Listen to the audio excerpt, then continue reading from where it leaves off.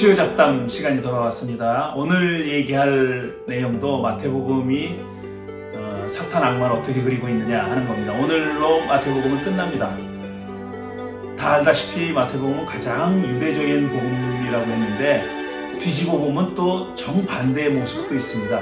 어떤 의미에서 그런지 오늘 살펴보겠습니다. 기대해 주십시오. 여러분 안녕하십니까? 수요 잡담 오늘 사탄은 누구인가 14번째 시간입니다. 그리고 마태복음이 그리고 있는 마태복음에 나타난 사탄 악마 누구인가 그 두 번째이자 오늘 마태복음은 마지막이 되겠습니다. 자, 먼저 그럼 지난주에 우리가 얘기했던 내용을 한번 되짚어 보겠습니다.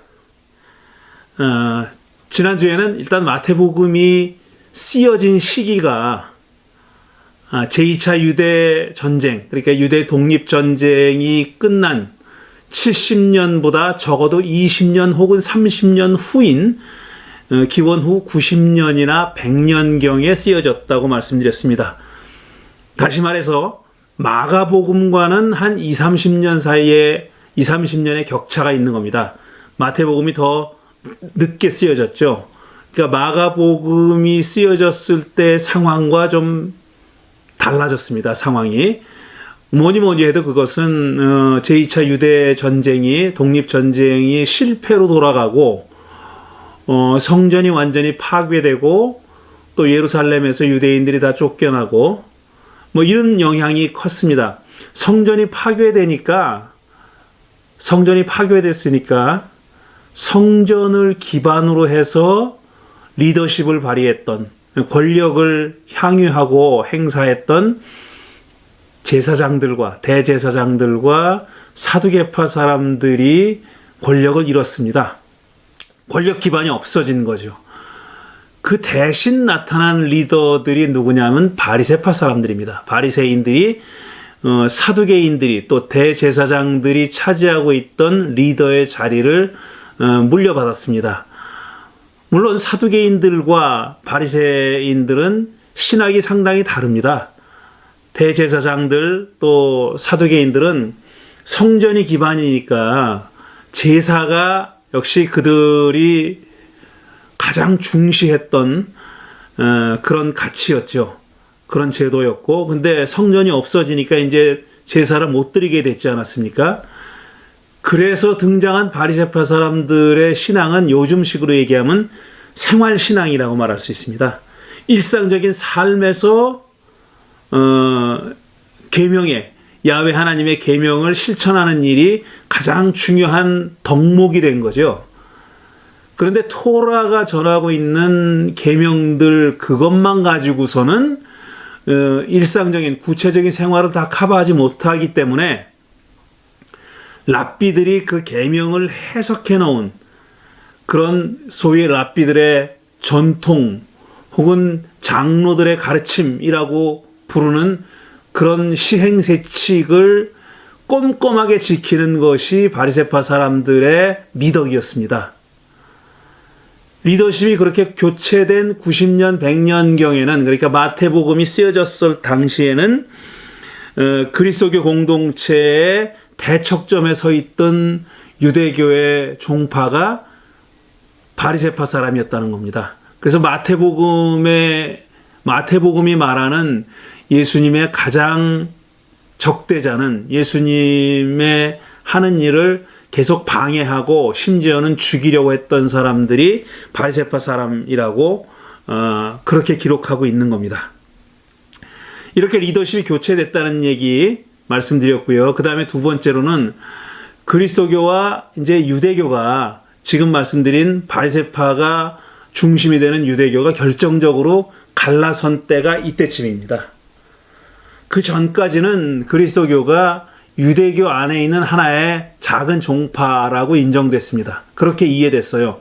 그러니까 유대교와 갈라진 서로, 그러니까 유대교인들도 그리스도인들을 별개의 자기들과 다른 별개의 공동체다, 별개의 집단이다 이렇게 생각하지 않았고 그리스도교 공동체도 자기들 그렇게 생각하지 않았어요. 유대교와는 어떤 별개의 공동체, 전혀 합할 수 없는 공동체라고 생각하지 않았는데 이 시기에 이제 결정적으로 갈라지는 일이 생겼다는 거죠. 그리고 그리스도교 공동체 안에서 보면은 굉장히 다양한 공동체가 다양한 색깔을 오색 찬란한 무지갯빛 색깔을 형형색색을 자랑하는 다양한 그리스도교 공동체가 공존하고 있었다. 이거는 2세기까지도 이어집니다. 그래서 1세기 이 후반부터 2세기까지는 굉장한 다양한 색깔을 가지고 있는 공동체가 여러 지역에서 공존하고 있었어요. 그때까지만 해도 소위 말해서 올소독스라고 하는 정통 기독교 교권을 가지고 있는 어떤 사도들의 후예라고 자처하는 그런 정통 기독교가 존재하지 않았기 때문에 그냥 다양한 색깔을 가지고 있는 다양한 그리스도 공동체가 흩어져 있었던 겁니다. 서로 색깔이 다른 기독교 그리스도교 공동체가 있었는데 그 중에 하나 제가 예를 들어서 말씀드린 공동체가 이 도마복음서를 중심으로 하는 소위 영지주의적인 공동체도 그 중에 하나였다라는 겁니다. 근데 왜 영지주의적인 공동체인 도마 공동체를 말씀드렸냐면은 이 도마 공동체는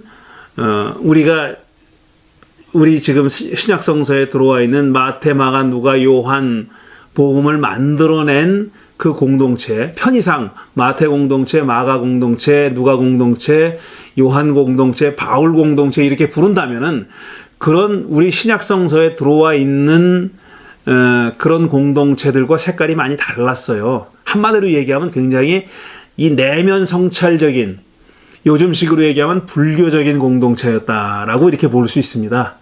영지주의 사상의 영향을 상당히 깊게 받은 그런 공동체였죠. 근데 결국은 이 공동체가 2세기 이후에 점점 배척당하고 결국은 기독교 공동체 안에서 쫓겨납니다. 그리고 그들이 산출해낸 문서들, 그러니까 도마복음서, 마리아복음서, 빌립복음서 이렇게 등등 나그 하마디 문서를 비롯한 여러 가지 그 문서가 남아 있는 그런 공동체와 그들이 산출해낸 문서들이 다 금지되고 폐기되고 그렇게 된 거죠. 근데 그 이유는 뭐니 해도 이제 정통 기독교가 그걸 인정하지 않았기 때문인데, 그럼 정통 기독교는 왜 그 영지주의적인 공동체, 영지주의 색깔이 강한 공동체를 인정하지 않았느냐 하면은 그들이 바라본 예수가 일단 자기들이 바라본 예수하고 굉장히 달랐어요. 그러니까 뭐 예를 들어서 도마 공동체나 도마복음서나 아니면 마리아복음서나 빌립복음서나 이렇게 영지주의적인 색깔이 강한 문서들을 보면은 우리가 지금 가지고 있는 사복음서 혹은 바울의 문서들까지 포함해가지고 굉장히 색깔이 다릅니다.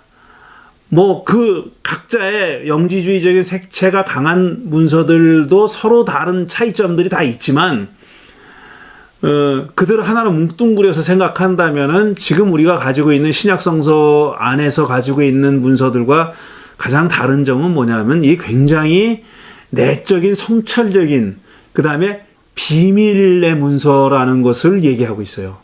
그러니까 모든 사람에게 알려진 문서가 아니라 이거는 소수의 사람들에게만 알려진 비밀의 문서다. 비밀의 복음서다. 이렇게 얘기하고 있거든요. 그러니까 사실 모든 사람을 위한 복음서가 아니라는 것을 자기들도 얘기한 겁니다. 그러니까 아무래도 파퓰러한 복음서가 되기 힘들고, 그 다음에 제가 가장 중요하게 생각하는 이유는 뭐냐면은 이 공동체가 결국은 이렇게 사라지게 된 이유는 프랙티컬하지 못했다라는 겁니다. 뭐니 해도 계속 이제 1세기, 2세기에 처음에는 유대교로부터 그 다음에는 로마 제국으로부터 계속 박해를 받고 초대교회 공동체가 굉장히 힘든 길을 걸어왔지 않습니까? 그런데 그런 힘든 길을 걸어가는 기독교 공동체에 어떤 실질적인 용기를 주고 위로를 주고 힘을 북돋아주고 그 다음에 신앙을 계속 유지할 수 있도록 만들어주는 힘, 그거는 어떤 현실성에 있는 거거든요. 프랙티컬해야 되는 겁니다. 그러니까 현실적이어야 되는 거고 이렇게 비밀의 복음서가 아니라 자기들의 신앙을 고백하는 사람이잖아요. 그들은 목숨을 버릴 것을 감수하고도 신앙을 고백하는 사람들이잖아요. 그러니까 신앙을 드러내는 사람들이었다고요. 그리고 그건 일상생활에서, 현실 생활에서 드러내는 아주 현실적인 그런 색채가 강한 신앙을 가지고 있었는데, 이 도마복음서를 비롯해가지고 영지주의 색채가 강한 그런 문서들과 그들의 공동체의 색깔은 그게 아니었거든요. 어떤 그 비의적인, 비밀의 그런 색깔이었기 때문에, 그래서 저는 이 영지주의적인 공동체가 혹은 그런 문서들이 힘을 얻지 못했다고 생각합니다. 그런데 현대는 그렇지 않잖아요. 또 지금 우리 20세기, 21세기를 살아가는 우리는 어떤 종교의 내면 성찰적인 면을 굉장히 중요시 생각하죠.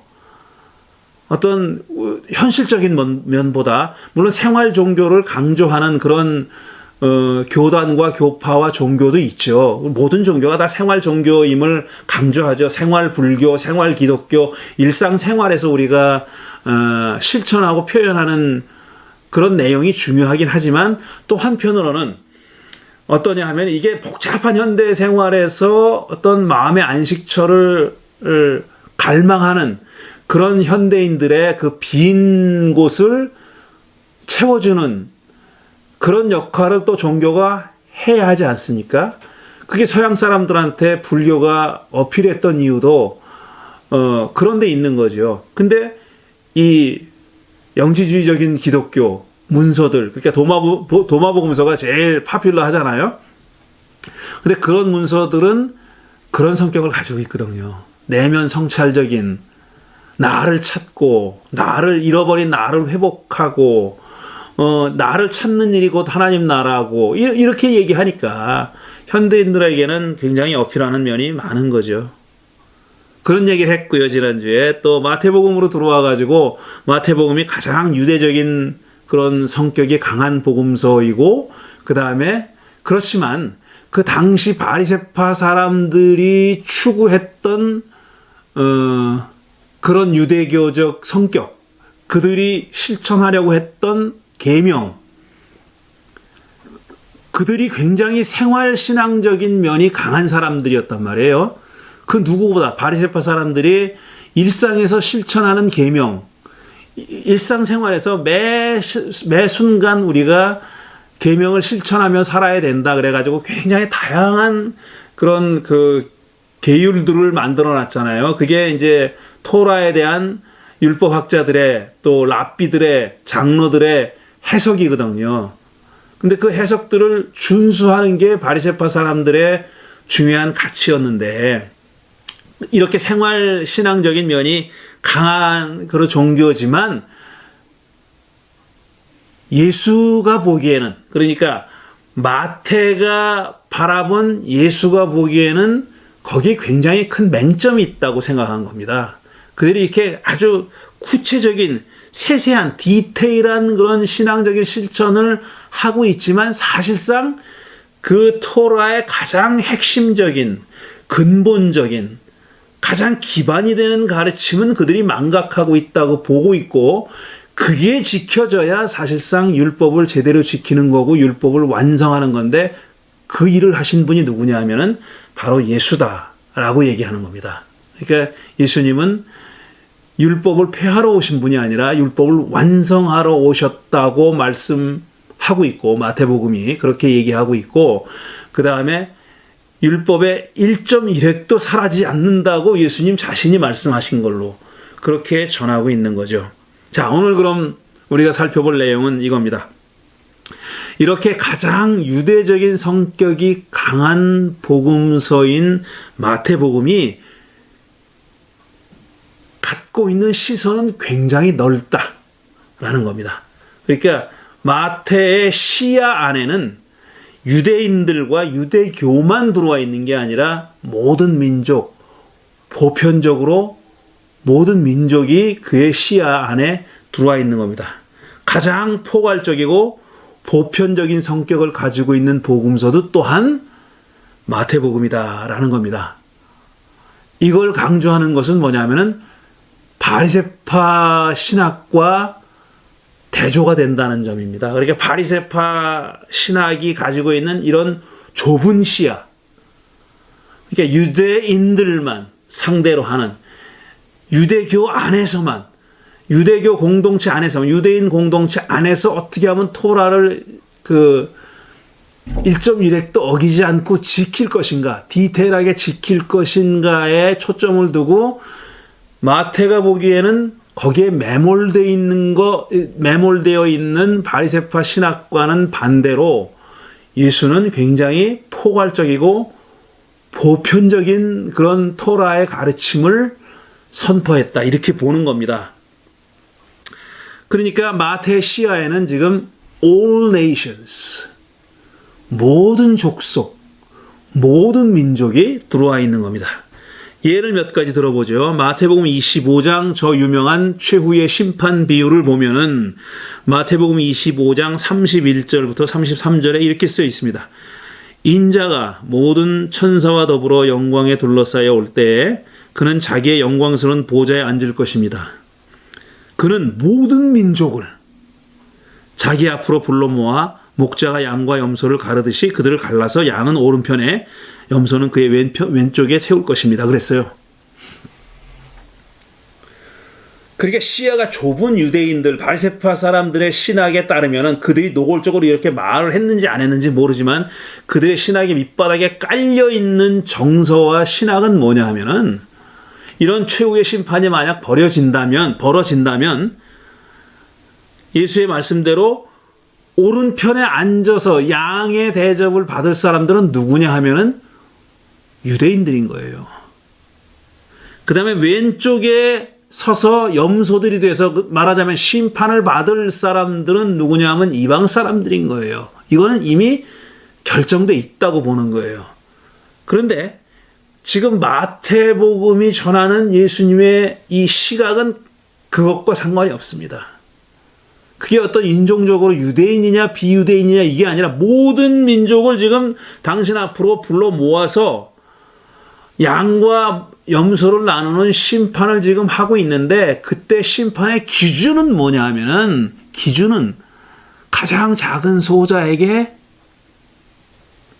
먹을 것을 주고 마실 물을 주고 나그네 됐을 때 영접해주고 옥에 갇혔을 때 찾아봐주고 이겁니다.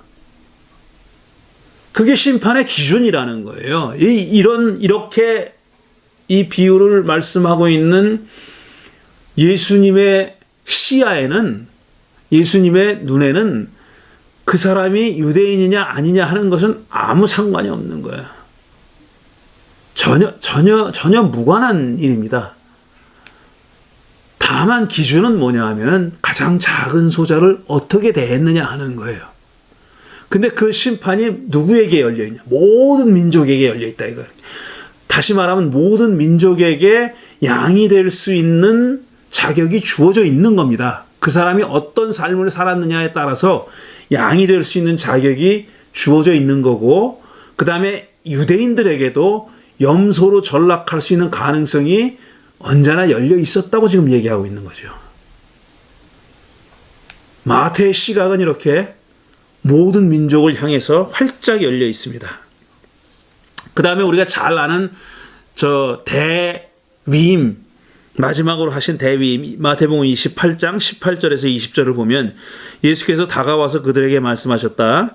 나는 하늘과 땅의 모든 권세를 받았습니다. 그러므로 그대들은 가서 모든 민족을 제자로 삼아서 아버지와 아들과 성령의 이름으로 세례를 주고 내가 그대들에게 명한 모든 것을 그들에게 가르쳐 지키게 하시오. 보시오, 내가 세상 끝날까지 항상 그대들과 함께 있을 것입니다. 이렇게 말씀하셨어요. 우리는 이게 굉장히 익숙한 구절이잖아요. 얼마나 익숙해요. 선교 보내는 교회와 선교사로 나가는 사람들과 이런 모든 그리스도인들에게 이 구절은 정말 가장 the greatest commandment죠. commission이죠. 가장 위대한 계명입니다. 가장 위대한 위임이고요. 예수님이 지금 제자들에게 가장 그 큰 일을 맡기고 계시는 겁니다. 우리는 이게 아무렇지도 않은 것 같아요. 뭐 그냥 당연한 것처럼 이렇게 받아들이지만 기원 후 90년에서 100년 사이에 살았던 마태 공동체, 마태복음을 낳았던, 마태복음을 살았던 그것을 기준으로 해서 그리스도교 신앙을 이어갔던 마태 공동체는 이게 굉장히 충격적인 그런 말입니다.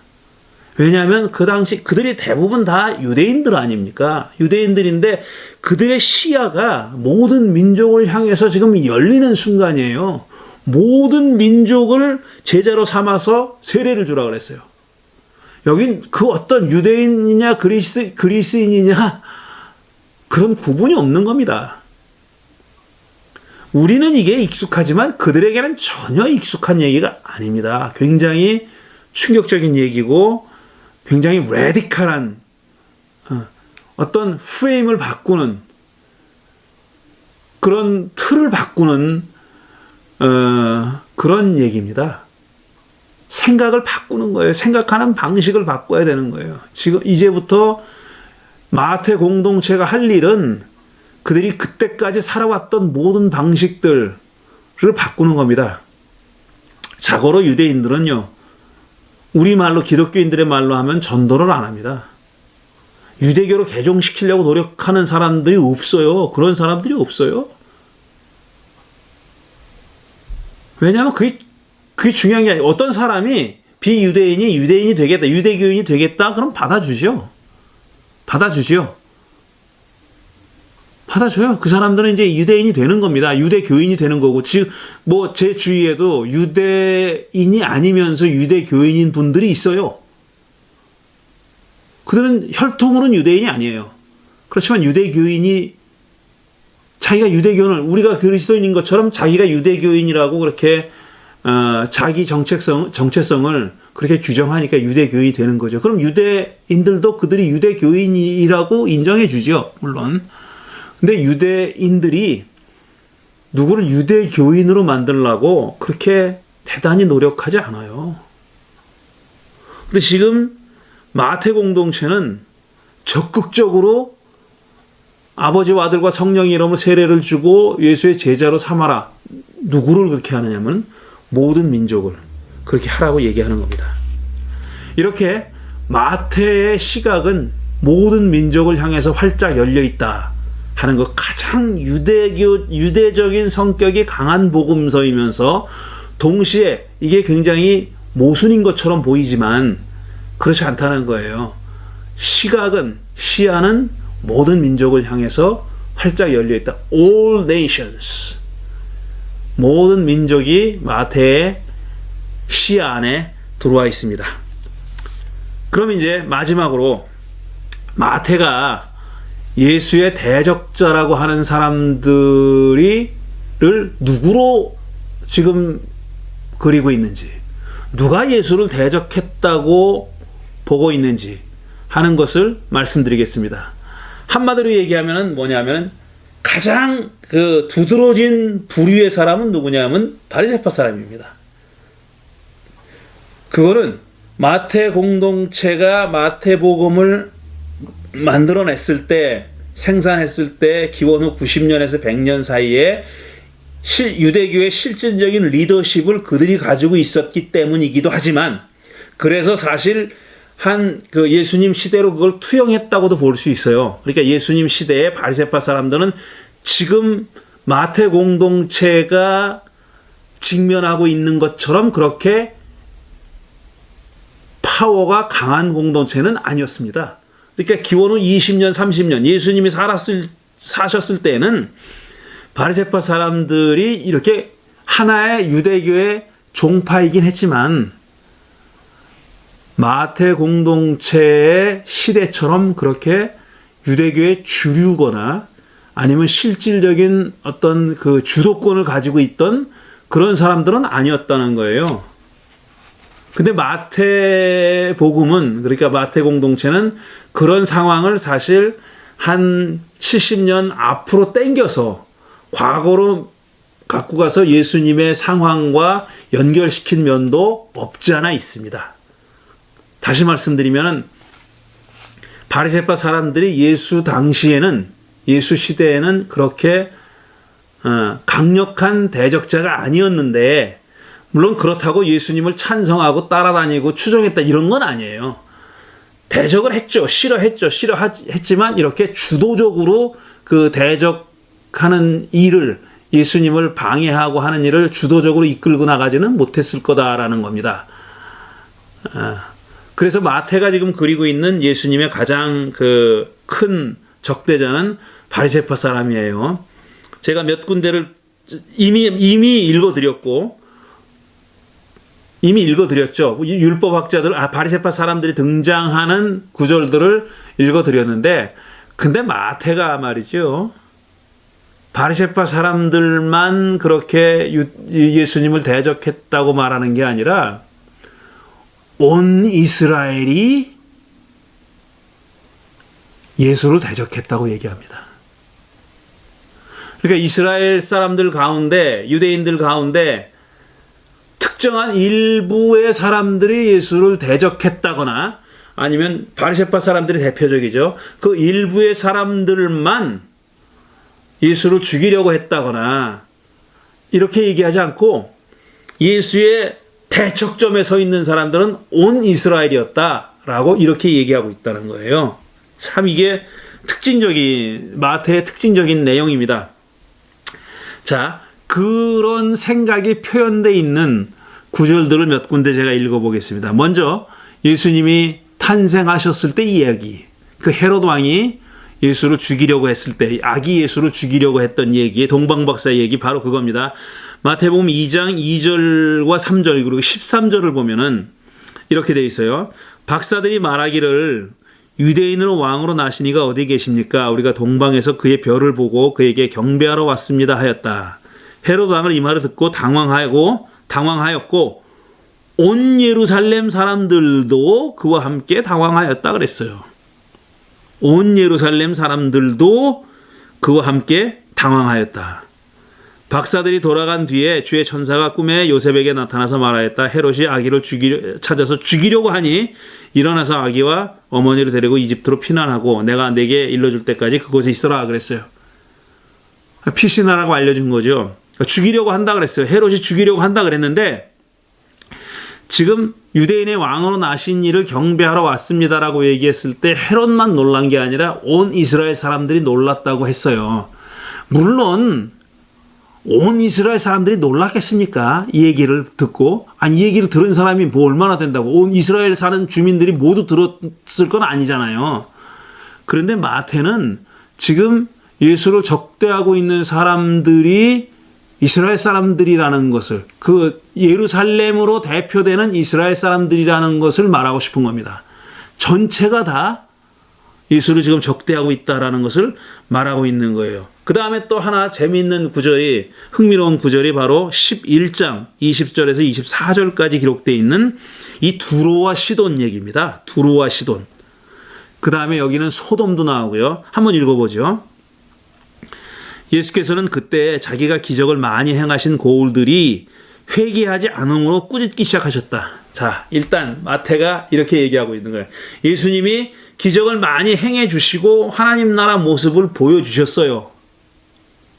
그게 어떤 사인이죠. 말하자면 일어났던 기적은 그 기적 하나의 단일한 그 개개의 기적에 머무는 게 아니라 지금 새롭게 펼쳐지는 새로운 시대, 그 다음에 하나님 나라의 도래, 이것을 상징하는 건데, 그런 기적을 많이 행하신 이스라엘의 고울들이 회개하지 않았다는 거예요. 그런 것을 보고도 지금 회개하지 않았어요. 그래서 꾸짖기 시작하셨습니다. 고라시나 너에게 화가 있다. 벳세다에 너에게 화가 있다. 너희에게서 행한 기적들을 두로와 시돈에서 행하였더라면 그들은 벌써 베옷을 입고 죄를 뒤집어 쓰고 회개하였을 것이다. 이랬어요. 두로와 시돈. 영어는 타이어라고 읽죠. 두로와 시돈. 두로와 시돈은 어디냐면 이스라엘의 북쪽, 그러니까 갈릴리의 북쪽에 있는, 거기 이제 옛날에 페니키아죠. 지금은 레바논일 거예요, 아마. 지금은 레바논 땅인데, 이스라엘 땅의 가장 북쪽에 이제 갈릴리가 있잖아요. 그의 북쪽, 그것보다 북쪽에 있는 항구 도시입니다. 두로와 시도는 무역이 아주 활발하게 행해졌던 지중해 연안의 항구 도시예요. 무역이 활발하게 행해졌으니까 굉장히 풍요와 부요의 상징이었던 항구 도시입니다. 그래서 구약 성서도 보면 이사야 예언자가 이사야 23장에 보면은 이 풍요의 도시, 부요한 도시인 두로와 시돈에 대한 하나님의 심판을 선언하는 말씀이 나와요. 예수님이 그 말씀을 지금 염두에 두고 이 얘기를 하고 계시는 거예요. 고라시나 너에게 화가 있다. 벳세다에 너에게 화가 있다. 지금 예수님이 기적을 행한 도시들을 얘기하는 겁니다. 지금 그런 도시들아 너에게 화가 있다. 너에게 행했던 기적들을 두로와 시돈에서 행했더라면 그들이 벌써 베옷을 입고 죄를 뒤집어 쓰고 회개하였을 것이다. 내가 너희에게 말한다. 심판날에 두로와 시돈이 너희보다 더 견디기 쉬울 것이다. 가버나움도 예수님이 기적을 행했던 선교했던 도시죠. 내가 하늘에까지 치솟을 셈이냐 지옥에까지 떨어질 것이다. 너 가버나움에서 행한 기적들을 소돔에서 행하였더라면 그 도시는 오늘까지 남아있을 것이다. 내가 너희에게 말한다. 심판날에는 소돔 땅이 너보다 견디기 쉬울 것이다.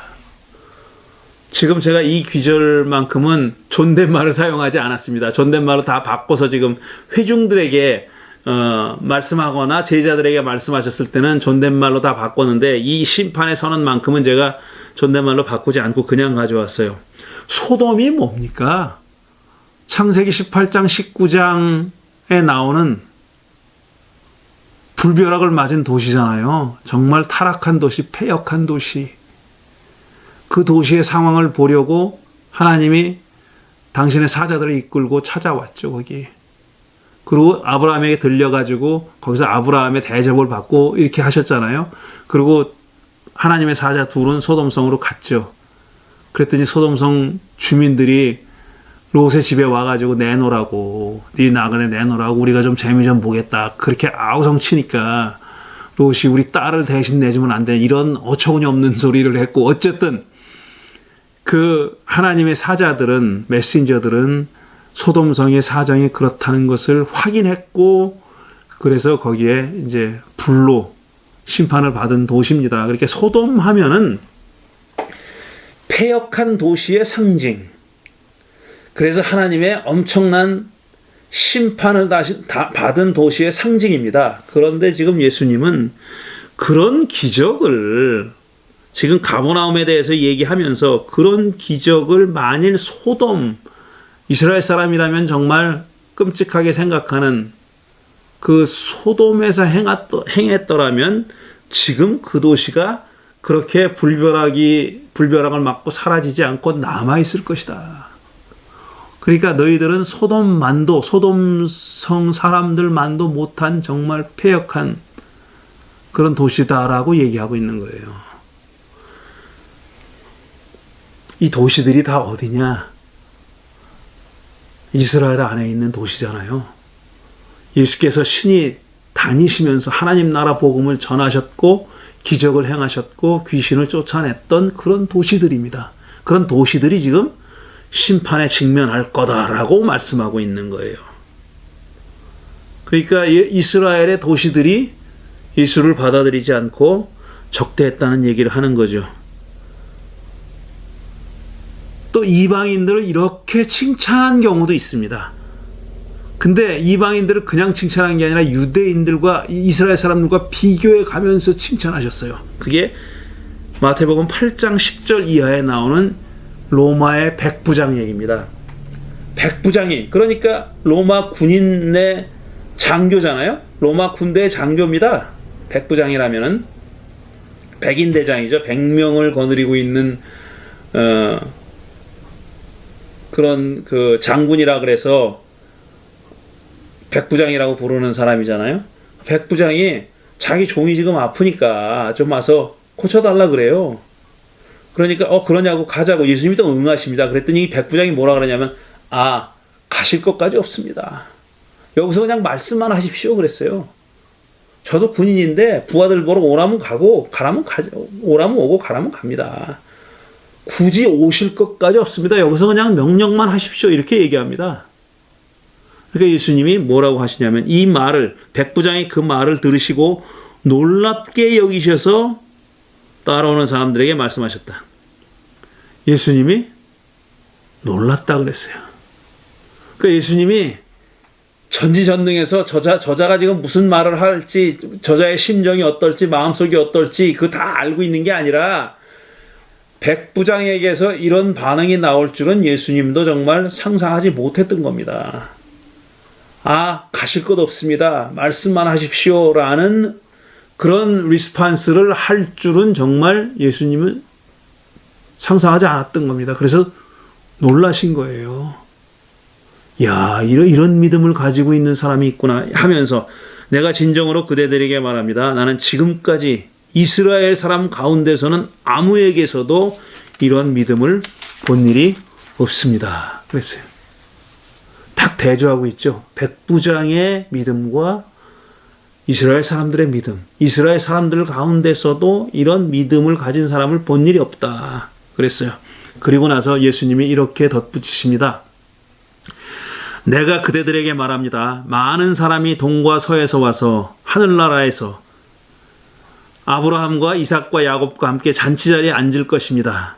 그러나 이 나라의 아들들은 바깥 어두운 데서 쫓겨나서 거기에서 울며 이를 할 것입니다. 이 구절이 정말 묘한 구절입니다. 정말 묘한 구절이잖아요. 동과 서에서 와서 그랬어요. 이건 이방인들을 얘기하는 겁니다. All nations, 모든 민족을 얘기하는 거예요. 동과 서에서 온다고. 남과 북도 얘기했으면 더 좋았을 텐데 그렇게는 얘기하지 않고 동과 서에서 와서 그 다음에 하늘나라에서 아브라함과 이삭과 야곱과 함께 잔치자리에 앉을 것입니다. 그냥 하늘나라에서 잔치자리에 앉을 것입니다 라고 얘기 안 하고 유대인들의 조상인 이스라엘 사람들이 그렇게 거룩하게 여기는 자기들의 조상, 선조 중에 대표적인 인물 아브라함과 이삭과 야곱과 함께 잔치자리에 앉을 거래요. 누가?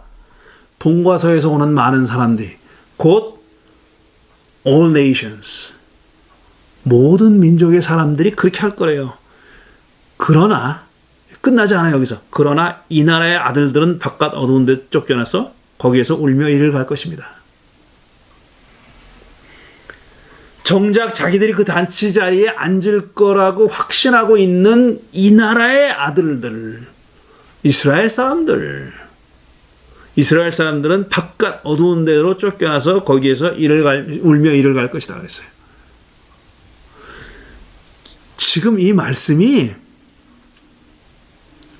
이스라엘 사람들이 들었으면 정말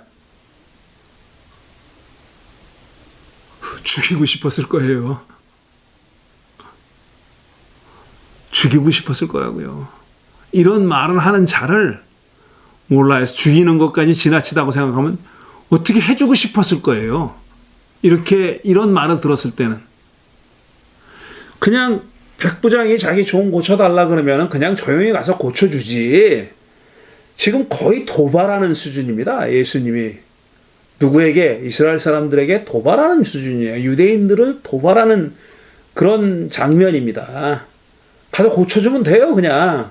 아, 가실 것 없습니다. 여기서 말씀만 하시라고, 명령만 하시라고. 내가 이스라엘 사람들 가운데서도 이런 믿음을 가진 사람을 만나보지 못했다.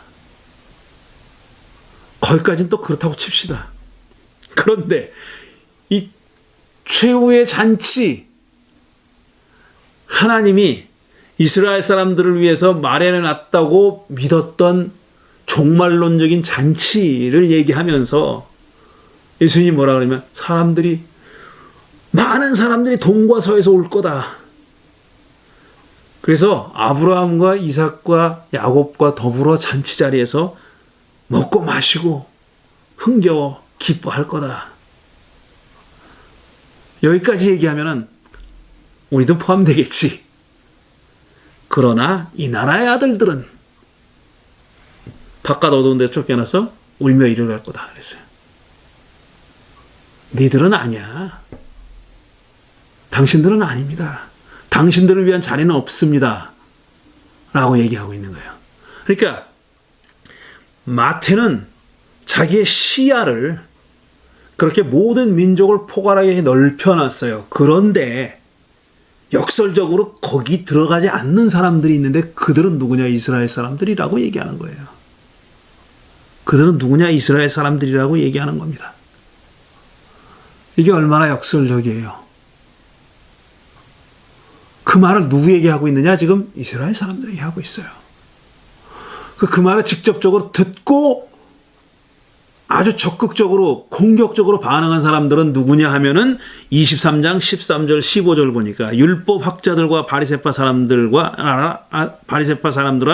위선자들아, 그대들에게 화가 있습니다. 그대들은 사람들 앞에서 하늘나라의 문을 닫기 때문입니다. 그대들은 자기도 들어가지 않고 들어가려고 하는 사람도 들어가지 못하게 합니다.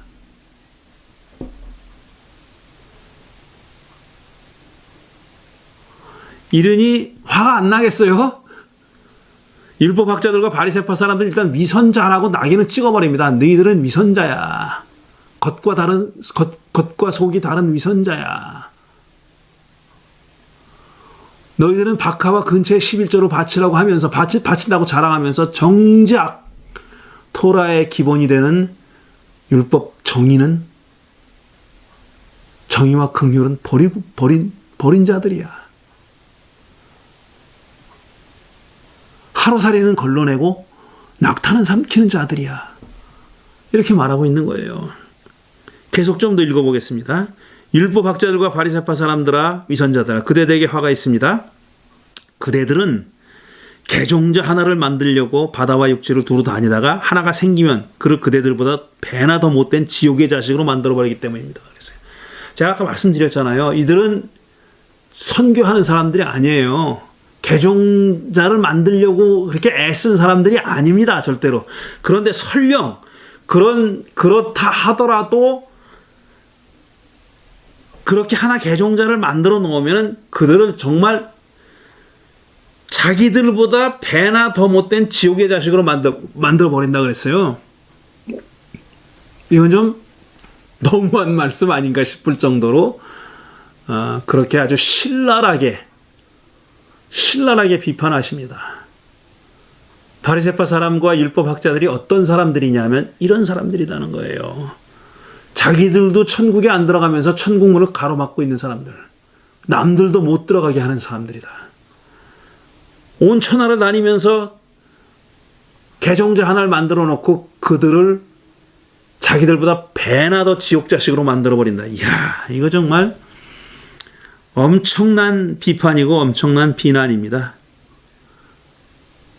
마태는 바리새파 사람과 율법학자들을 이렇게 봅니다. 왜 바리새파 사람들과 율법학자들이라고 이렇게 쓰냐 하면은 바리새파 사람들은 종파를 나타내는 거고요. 율법학자들은 그들의 직업입니다. 말하자면 직업을 나타내는 거예요. 그러니까 이 둘은 굉장히 겹치는 거예요. 율법학자이면서 바리새파 사람인 겁니다. 물론 율법학자 중에 바리새파 아닌 사람도 있고 바리새파 사람 중에 율법학자 아닌 사람도 있어요. 하지만 굉장히 상당히 많이 겹칩니다. 율법학자이자 바리새파 사람들인 사람이 많았다는 거예요. 그러니까 종파로 보면은 디나미네이션으로 보면은 바리새파고 그다음에 그 사람의 아큐페이션으로 보면은 그 직업으로 보면은 율법학자라는 거죠. 그들이 하는 일을 보면은 율법학자라는 겁니다. 물론 반드시 이제 그걸로 돈을 번다는 직업은 아닐지라도요. 그런 사람들을 향한 예수의 비난을 마태는 이렇게 전하고 있는 겁니다. 끔찍하게 아주 신랄하게 비판을 하고 있는 거죠. 그런 반면에 마태도 마가처럼 빌라도에겐 굉장히 굉장히 너그럽습니다. 실제로 예수에게 십자가형을 선고한 십자가형에 처했던 빌라도에게는 굉장히 관대해요. 마태복음 27장 24절부터 26절을 보면 빌라도는 자기로서는 어찌할 도리가 없다는 것과 또 밀란이 일어나려는 것을 보고 물을 가져다가 무리들 앞에서 손을 씻고 말하기를 나는 이 사람의 피에 대해서 책임이 없으니 알아서 하시오 그랬다. 뺐다 이거예요. 책임 회피했다는 겁니다. 그렇게 손을 씻었다는 거는 무관하다는 것을 상징하는 그런 행위잖아요. 밀란이 일어나는 것을 보고, 밀란이 일어나려는 것을 보고, 아, 이거 잘못하면 밀란이 일어나겠구나라고 그걸 걱정해서 예수를 살려줘서는 안 되겠다라고 생각했다는 겁니다. 그래서 자기 책임 회피를 하는 겁니다. 손을 씻고 말하기를 나는 이 사람의 피에 대해서는 책임이 없으니 알아서 하시오 그랬다는 겁니다. 그랬더니 그 다음 절이 이렇게 돼 있어요. 그러자 온 백성이 그에게 말하였다. 온 백성이 말했어요. 온 백성이 무슨 수로 빌라도 관장 앞에 다 모입니까? 거기 모인 군중을 가리켜서 얘기하는 거죠. 근데 마태는 그들을 온 백성이라고 표현하는 거예요. 온 백성이 모여서 온 백성이 대답했다는 겁니다. 야, 이거 끔찍한 얘기를 합니다. 그들이. 그 사람의 피는 우리와 우리 자손에게 돌아올 것이요. 그 사람의 피는 우리와 우리 자손에게 돌아올 것이요. 그래서 빌라도는 바라바를 놓아주고 예수는 채찍질한 뒤에 십자가에 처형하라고 넘겨주었다 그랬어요. 이게 실제로 넘겨준 건 어떻게 되는 겁니까? 군인들한테 넘겨준 거죠. 빌라도가 누구한테 넘겨줘요? 그래서 군중한테 넘겨준 게 아니에요. 형을 집행할 사람은 로마 군인이지 않습니까? 넘겨줬다 그러니까 전에도 말씀드렸듯이 이 넘겨주었다라는 이 동사가 가지고 있는 굉장히 중의적인 뜻이 있습니다. 어떤 상징적인 뜻이 있는 거예요. 지금은 이게 지금 빌라도의 손을 벗어난 일이고 빌라도를 면죄시켜주는 그런 단어입니다. 그런 의미로 사용한 단어입니다. 넘겨줬다. 실제로 물리적으로 넘겨준 건 군인들에게 넘겨졌지만 어떤 그 메타포리컬하게 비유적으로 얘기하면은 유대인들에게 넘겨줬다는 겁니다. 누구에게? 온 백성에게 넘겨줬다 이거예요. 그들이 뭐라고 얘기냐면 그 사람의 피는 우리와 우리 자손에게 돌아올 것이요 그랬다고. 옛날에 그리스도인들이 유대인들을 박해할 때 유대인들은 얼마나 많이 차별하고 박해하고 그랬어요. 유대인들 입장에서는 정말 뭐라 그럴까, 정말 그게 잊혀지지 않는 일이에요. 서구 사회에서, 유럽에서 오랫동안 유대인들이 당한 그 차별과 박해는 그들로서는 정말 잊을 수가 없는 일이에요. 게다가 그 2차 세계대전에서 또 많은 숫자가 학살도 당했으니까 더 말할 것도 없죠. 그럴 때마다 그거에 대해서 굉장히 억울해하고 항의하고 할 때마다 그리스도인들이 내세운 구절이 뭔 줄 압니까? 바로 이거예요. 야, 니들 조상들이 이렇게 얘기했어. 그 사람의 피는 그러게 예수의 피는 우리와 우리 자손에게 돌아올 거. 우리가 책임지겠다 그랬다는 거예요. 그 사람의 피는 우리와 우리 자손에게 돌아올 것이요 그랬어요. 우리가 그거 다 받아들일게 라고 얘기했다는 거죠. 니네 조상이 그렇게 얘기했어. 그런데 지금 뭐 억울하긴 뭐가 억울해 라고 그렇게 얘기해 왔어요. 그러니까 엔타이세미티즘, 반유대인의 어떤 그 차별을 정당화하는 구절로 이 마태복음 27장의 말씀이 오랫동안 사용되어 왔습니다. 물론 이건 마태의 관점이에요. 마태의 관점. 전체 이스라엘이 예수의 죽음에 책임이 있다고 봤고 그 중에서 특히 바리새파 사람들과 율법 학자들에게 1차적인 책임이 있고 그들의 배후에는 악마가 있다 그랬어요. 개종자 하나 생기면은 자기들보다 배나 더 못된 지옥의 자식으로 만들다 그랬잖아요. 이 지옥의 자식이라는 게 바로 악마의 자식을 얘기하는 거죠. 그러니까 악마의 자식을 만든다는 거예요. 그건 무슨 말이냐면 그들도 역시 이렇게 바다와 육지를 두루 다니면서 개종자를 만들어낸 유대인도 역시 악마의 자식이고 지옥의 자식이라는 얘기잖아요. 그들보다 배나 더 지옥의 자식이라고 그랬어요. 이들도 지옥의 자식인데 그것보다 배나 나쁜 지옥의 자식으로 만든다는 얘기입니다. 그러니까 지금 마태가 보고 있는 이 율법학자들과 바리새파 사람들은 지옥의 자식인 거예요. 말을 바꿔서 얘기하면 그게 그 배후에는 실제로 사탄이 작용하고 있고 사탄이 앞에 내세워서 역사의 무대에 내세워서 자기의 뜻을 이루려고 하는 그런 세력, 그들이 바로 이들이다. 넓게 보면은 온 이스라엘 사람들이고 더 구체적으로 바리새파 사람들과 율법 학자들이다. 이렇게 얘기하고 있는 겁니다. 자, 마태복음에 대해서는 여기까지 얘기할 건데요. 지금 흘러가는 내용을 보시면서 짐작한 분도 계실 거예요. 제가 지금 말씀드리려고 하는 내용이 뭐냐 하면은 지옥의 자식 아니면 사탄의 자식, 사탄 악마가 따로 있는 게 아니다. 사탄 악마, 지옥의 세력은 역사의 무대에 누군가를 내세워 활동하는 겁니다. 그렇게 보고 있어요, 지금. 근데 마가와 마태가 그 역사의 전면에 나서서 사탄의 일을 하는 사람들이 누구냐에 대해서는 조금씩 다르게 얘기하긴 해요. 조금씩 다르게 얘기하긴 하는데 어쨌든 그들 그렇게 내세우고 있습니다. 그들을 내세워서 자기의 목적을 달성하는 겁니다. 예수님의 공생의 초창기에 나타나서 예수를 시험했던 그 악마가 다시 바리새파 사람의 모습으로 나타나서 예수를 시험합니다. 그렇게 표현하고 있고요. 지금 말씀드렸잖아요. 지난주에 말씀드린 대로 그렇게 하고 있는 거예요. 그게 한 가지 제가 말씀드릴 거고, 그러니까 사탄의 세력, 악마의 세력이라는 것은 그게 눈에 보이게 이렇게 나타나가지고 뿔 달린 어떤 존재가 나타나가지고 활동하는 게 아니라 어떤 대리자를 내세워서 그들 손을 빌어서 활동한다라는 거고요. 그게 첫째고, 두 번째는 뭐냐면은 이게 좀 지적하기가 아픈 얘기인데,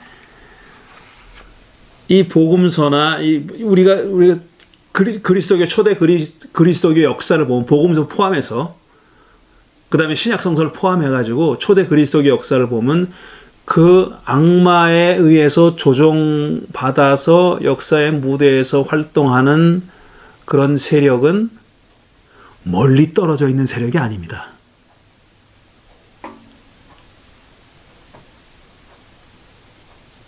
멀리 떨어져 있는 세력이 아니에요.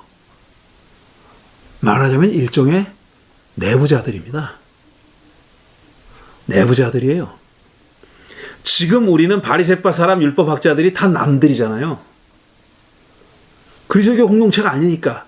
근데 마가의 시대, 마태의 시대를 생각해 보시라고요. 제사장과 바리새파 사람들, 사두개파 사람들, 사내들인 사람, 율법학자 이런 사람들은 다 유대교 안에 내부자들이에요. 내부자들.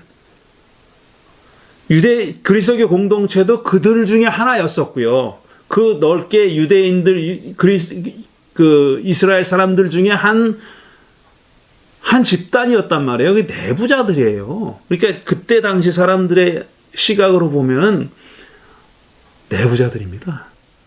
인사이더들이에요. 인사이더들. 아웃사이더들이 아니라. 그러니까 이들은 그런 악마의 세력이 인사이더들을 통해서 지금 활동한다고 보고 있는 거예요. 근데 이렇게만 돼도 그렇게 극단적으로 안타깝거나 불행하지는 않습니다. 그런데 이게 참 안타까운 일이 계속 지속돼서 이제 그리스도교 공동체가 유대교로부터 완전히 떨어져 나와가지고 독자적인 하나의 집단이 됐어요. 공동체가 됐어요.